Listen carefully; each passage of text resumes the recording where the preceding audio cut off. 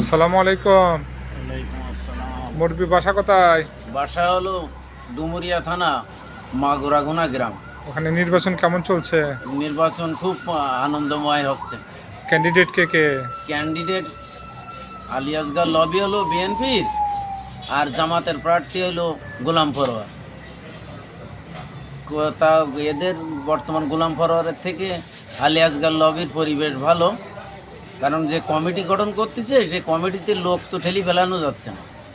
আর তারপর দীর্ঘদিন মানুষ ভোট দিতে পারেনি, তার জন্য আনন্দ উল্লাস করে চলে যাচ্ছে যে ভোট সুষ্ঠুভাবে হবে, এই জন্য লোকজন আনন্দ সহিত যাচ্ছে কমিটিতে।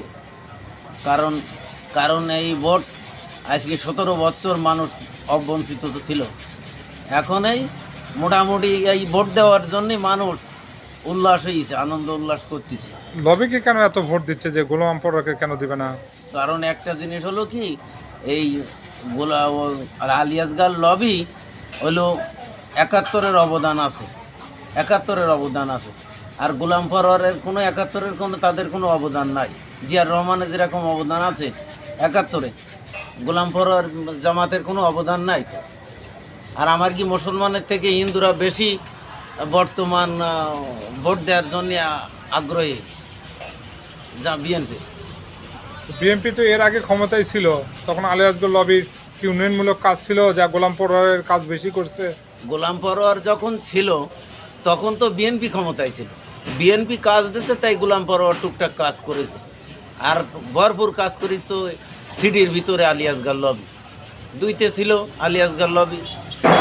আর গোলাম পরোয়ার কাজ করেছে তা কম বেশি করেছে মোটামুটি, কিন্তু তার থেকে বেশি উন্নয়নমূলক কাজ করেছে লবি সাহেব।